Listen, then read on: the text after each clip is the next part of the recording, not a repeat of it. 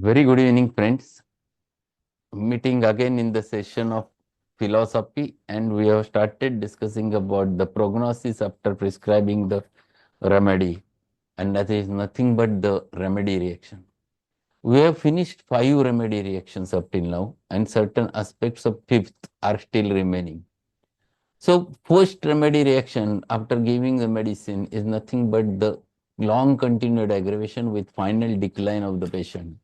And this happens generally whenever the case is a pathological case or advanced case, and when you have tried with the remedy with high potency in repeated doses, this aggravation can happen, and this is a dangerous aggravation which happens to be there. In such types of cases, it is very much necessary to antidote that immediately. The second important remedy reaction, where the case is not that much advanced, where there is a little bit chance to recur or to go back, and after long continued aggravation, patient again goes into the recovery phase.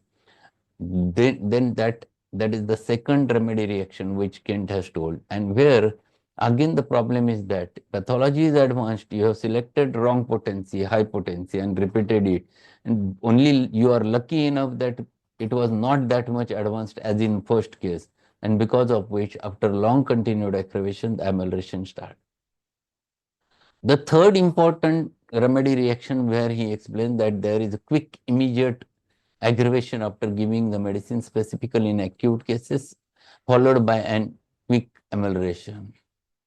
This aggravation happens because it is nothing but the homeopathic aggravation. The original symptoms of the patients gets aggravated after selecting a right remedy in high potency, and that is a quick aggravation followed by an amelioration. It is a very good sign, indicates that your remedy is very perfect, and because of which such type of aggravation happens. Number 4 is nothing but no aggravation at all. Most common thing is that here your remedy selection is very perfect, and the potency of the remedy matches with the susceptibility of the patient, and that's why patient directly goes into the curative phase without causing any problem, and that's why there is no aggravation happens. Very occasionally it never persists for longer time of duration, that amelioration, then you have to go for little bit high potency in such types of cases. And last remedy reaction, which we are discussing in last lecture, is nothing but there is a amelioration followed by aggravation. So amelioration comes first and then aggravation starts.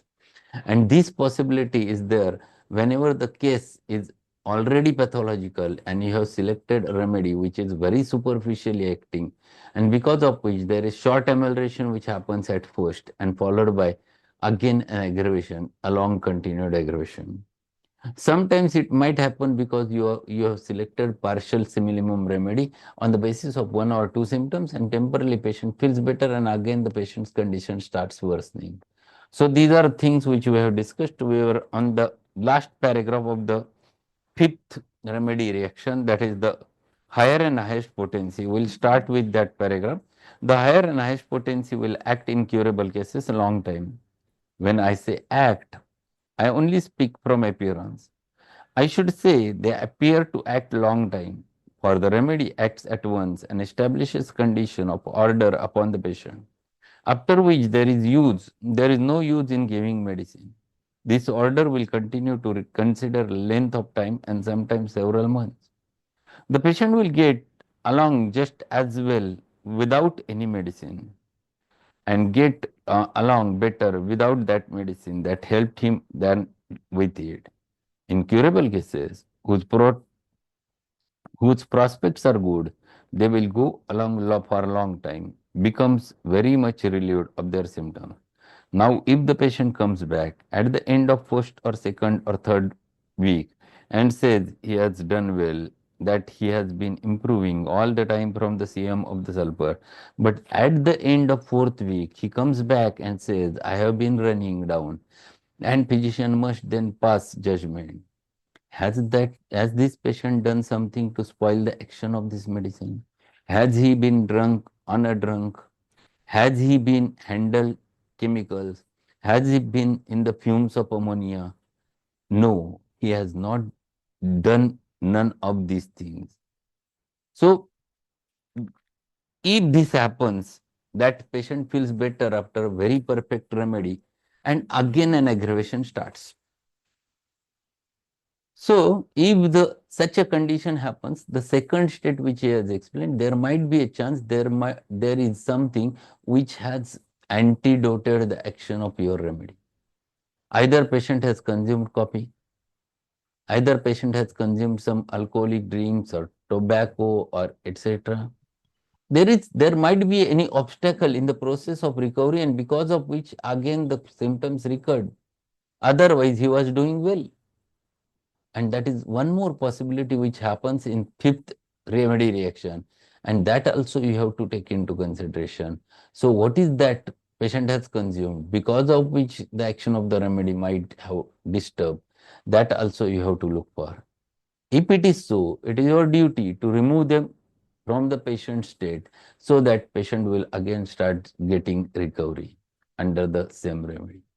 So, in fifth aphorism, in the fifth remedy reaction, he explains regarding two important things. Either it may be a superficial remedy which has caused that condition, or second, there might be any obstacle in the process of recovery because of which the symptoms recurred back. So, this is fifth remedy reactions which we have finished.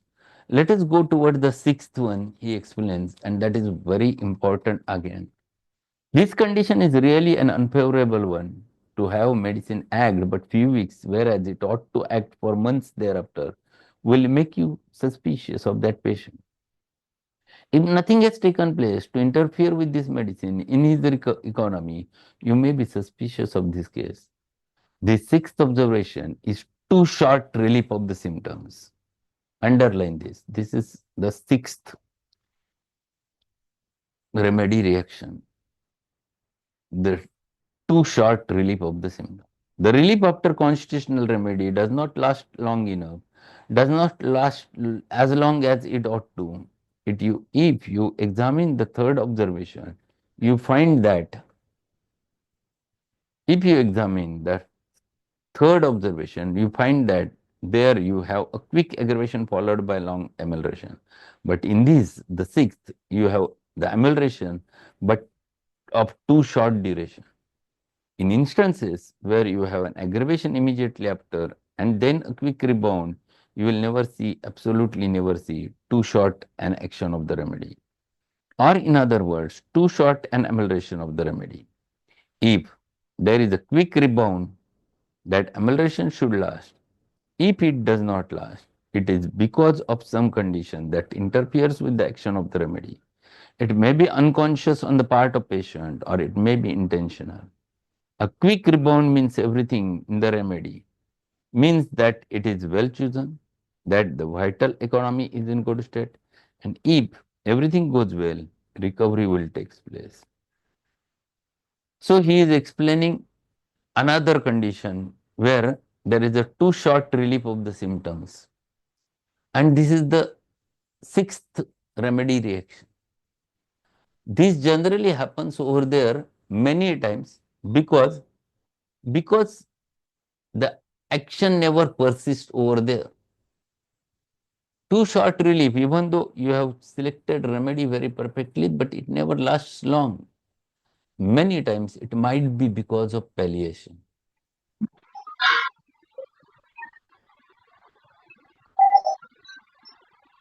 It might be because of palliation. Generally, it should not happen, but it means that the remedy is not working properly in that case, in that specific case, and it is not completely covering the things. It is exactly opposite of the third aphorism, third remedy reaction. Third remedy reaction was nothing but the quick aggravation followed by an amelioration. That amelioration remains longer time of duration. Here exactly opposite. The things are like that there is immediate amelioration, but it never persists. It is too short relief of the symptoms, and that is only a superficial relief. internally the patient is not getting good, completely recovered. And that's why he explains over there in next paragraph exactly what happens over there. In acute cases, we may see this too short amelioration of the symptoms. For instance, a dose of medicine given in a most violent inflammation of the brain may remove all symptoms for an hour. The remedy have to be repeated, and at the end of repetition, we find only an amelioration of 30 minutes. You make up your mind then that that patient is desperate condition. It is too short an amelioration. The action of belladonna in some very acute red-faced condition is instantaneous. In 5 minutes, I have noticed amelioration come. But the best kind of an amelioration is that which comes gradually at the end of an hour or 2 hours, as it is likely to remain. If it is too short an amelioration in acute cases, it is because such high-grade inflammatory action is present that organ is threatened by rapid process going on. It is too short amelioration in chronic diseases. It means that there are structural changes and organs are destroyed or being destroyed or in a precarious condition. These changes cannot always be diagnosed in life, but they are present. An acute observer who has been working earnestly for years will often be able to diagnose the meaning of the symptoms without any physical examination whatever, so that he can prophesy as to the patient. Prophecy means uh, to think about future, bhakit karne.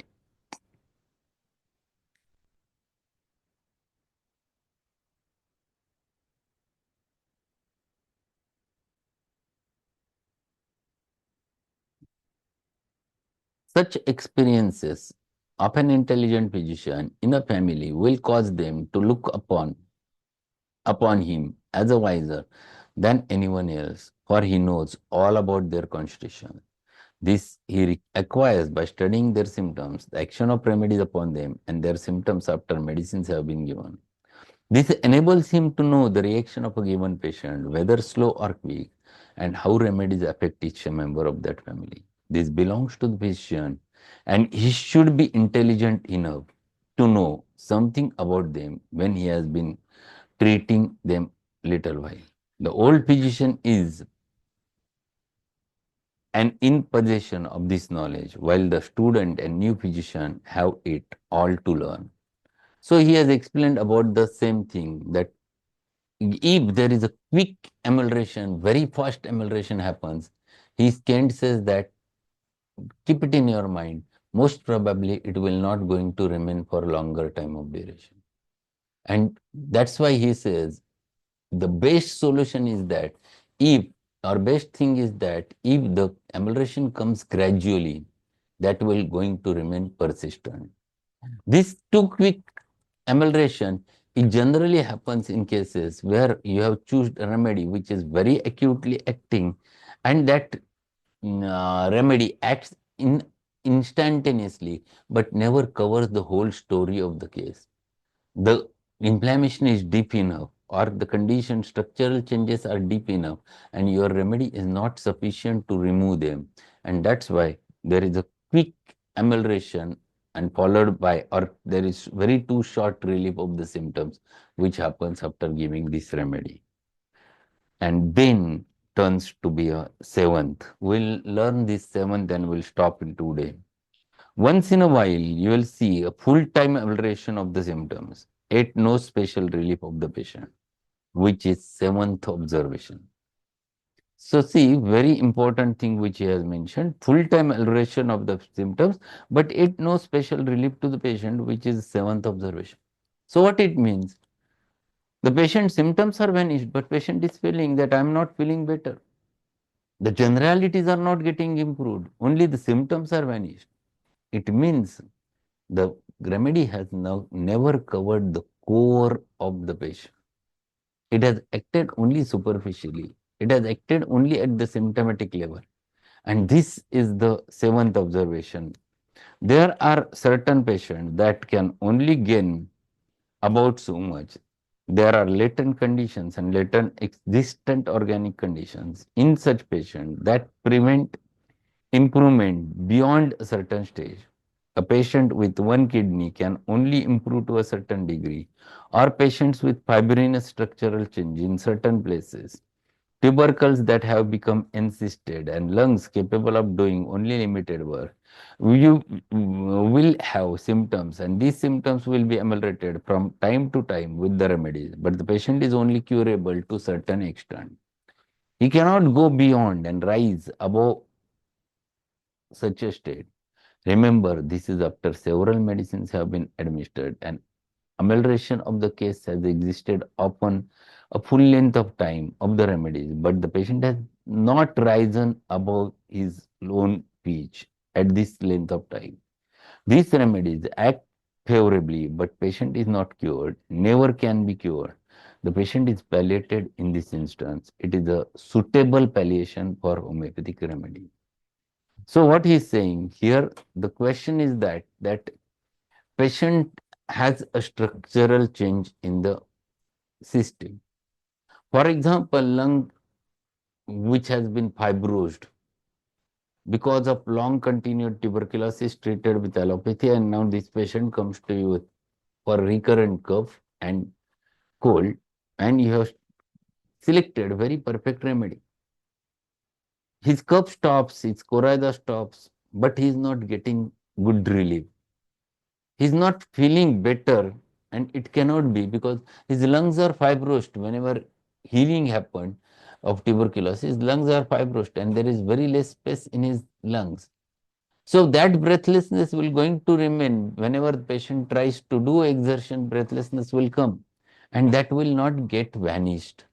Once the end product is already there, there will be no further improvement. And because of which symptoms disappears, the patient never feels better. And this is nothing but the seventh remedy reaction. So we have finished 7 out of the 12. Tomorrow we'll start with the 8th and we'll finish the chapter in tomorrow's session. So that's all for today. And today evening we're going to learn a remaining aspect of the acid group at 8:15. So one part we have finished in earlier lecture, the remaining part regarding the acid group with some, if possible, the cases in order to understand the acid group that I will going to discuss in today's session. So that's all for today. Thank you and be there at 8:15. Good evening. Thank you very Thank much, you, sir. sir. Have a good day.